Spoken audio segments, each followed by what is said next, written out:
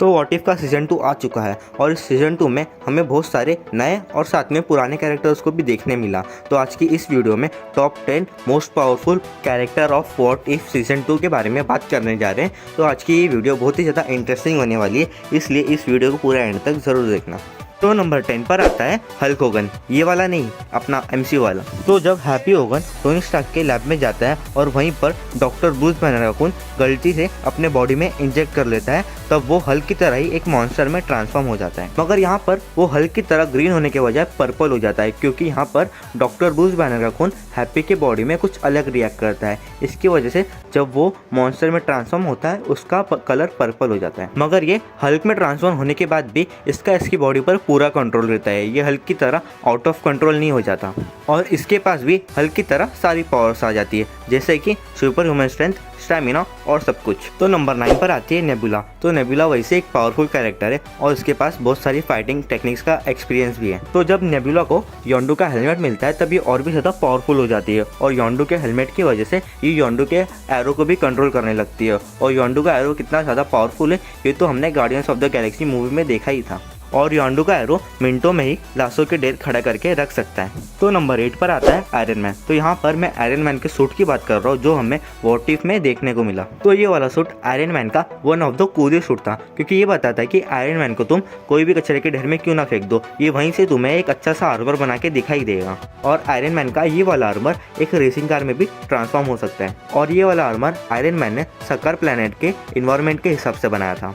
और ये वाले आर्मर के हमें ज़्यादा पावर्स तो देखने नहीं मिले, मगर इसे देखकर ये ज़रूर कह सकते हैं कि ये ग्रैंड मास्टर को बड़े आराम से ही हरा सकता है। तो नंबर 7 पर आता है पीटर क्विल। तो पीटर क्विल एमसीयू में इतना ज़्यादा पावरफुल नहीं है जितना ये व्हाट इफ के सीजन 2 में हमें देखने को मिला था। तो जब योंडू पीटर क्विल को अर्थ से किडनैप करता है तो वो उसे पालने के बजाय उसके फादर ईगो को वापस से सौंप देता है। तो फिर जब वो अपने फादर के पास जाता है उसका फादर उसके अंदर के पावर्स को एक्टिवेट कर देता है और पीटर क्विल अकेला ही पूरे अवेंजर्स टीम पर भारी पड़ने लगता है। और इस एपिसोड के एंड में आते आते वो पीटर क्विल इतना ज़्यादा पावरफुल हो जाता है कि वो अपने फादर ईगो को ही हरा देता है।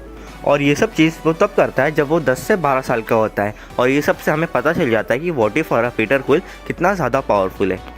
तो नंबर 6 पर आती है ज़ॉम्बी स्कारलेट विच। तो स्कारलेट विच वैसे ही बहुत पावरफुल मैजिशियन है और इसे केओस मैजिक यूज़ करना भी बहुत ही अच्छी तरीके से आता है। तो हमने मल्टीवर्स ऑफ मैडनेस में देखा था कि ये डॉक्टर स्ट्रेंज के ऊपर भी भारी पड़ने लगती है और पूरे कामरताज को अकेले ही हरा देती है। और जब इसे ज़ॉम्बी काट लेता है तब ये एक इमोर्टल बीइंग बन जाती है और ये चाहे तो व्हाट इफ के सारे कैरेक्टर्स को बड़े आराम से ही हरा सकती है। और मुझे पता है कि व्हाट इफ के सीजन 2 में इसका अपीयरेंस बहुत ही कम टाइम के लिए था, पर ये वैसे भी बहुत पावरफुल कैरेक्टर है। तो नंबर 5 पर आती है पैगी कार्टर।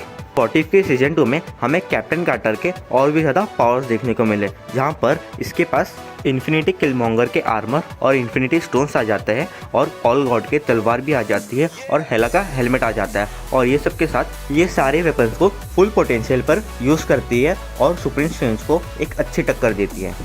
तो नंबर 4 पर आती है हेला। तो जहाँ मार्वल यूनिवर्स में ओडिन हेला को कैद करके रखता है, वही व्हाट इफ यूनिवर्स में ओडिन हेला को पृथ्वी पर भेज देता है एक अच्छा इंसान बनने के लिए। और वहीं पर सांची की मदर जियांग ली हेला के अंदर की सारी डार्कनेस को मिटा देती है और उसे एक अच्छा इंसान बना देती है। और इसके बाद ये कहलाती है वाइट हेला, या तो कह सकते हैं गॉडेस ऑफ बर्थ। और ये इतनी ज़्यादा पावरफुल है कि इसने ओडिन को अकेले ही हरा दिया था। और फिर ये 9 रियम्स के प्रोटेक्टर बन जाती है और पूरे 9 रियम्स में शांति बनाए रखती है।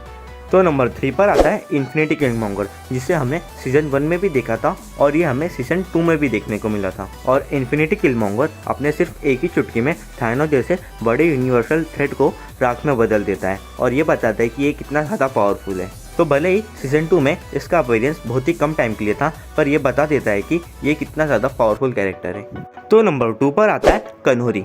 तो कन्होरी ना ही मार्वल सिनेमैटिक यूनिवर्स में एग्जिस्ट करती है और ना ही मार्वल कॉमिक में एग्जिस्ट करती है। ये बिल्कुल ही नया कैरेक्टर है जो हमें व्हाट इफ सीरीज में देखने को मिला था। तो कन्होरी ब्लैक पैंथर के एंसेस्टर के तरह ही स्काई वर्ल्ड में एग्जिस्ट करती है और इसे डेसरेक्ट क्यूब की वजह से cosmic power, immortality, regenerative ability, super speed, telepathy और टेलीकिनेसिस जैसी बहुत सारी पावर्स मिल जाती हैं। और कन्होरी ये सब पावर के हेल्प से ही सुप्रीम स्ट्रेंथ को एक अच्छी टक्कर दे पाती है। तो नंबर 1 पर आता है सुप्रीम स्ट्रेंज, या तो इसे कह सकते हैं डेमन स्ट्रेंज। और ये सीजन 2 में इतना ज़्यादा पावरफुल है कि इसने यूनिवर्स के सारे विलन्स को अपने कैद में रखा था। और स्ट्रेंज का मॉन्स्टर वाला इविल वर्जन हमें सीजन 1 में ही देखने को मिल गया था, पर सीजन 2 में ये मैजिक की वजह से उसे छुपा रहा था और लास्ट में क्रिस्टीन को लेके उसका प्यार इतना बढ़ जाता है कि ये उसका इविल वाला वर्जन उस पर हावी हो जाता है। और सीजन 1 में इसने जितने भी मिस्टीरियस मॉन्स्टर को एब्जॉर्ब किया था उसकी वजह से इसका इविल वर्जन ऐसा दिख रहा है। और इसका इविल वर्जन इतना ज़्यादा पावरफुल है कि इसने ओडिन के गंगनीर को 1 सेकंड में एब्जॉर्ब कर लिया था।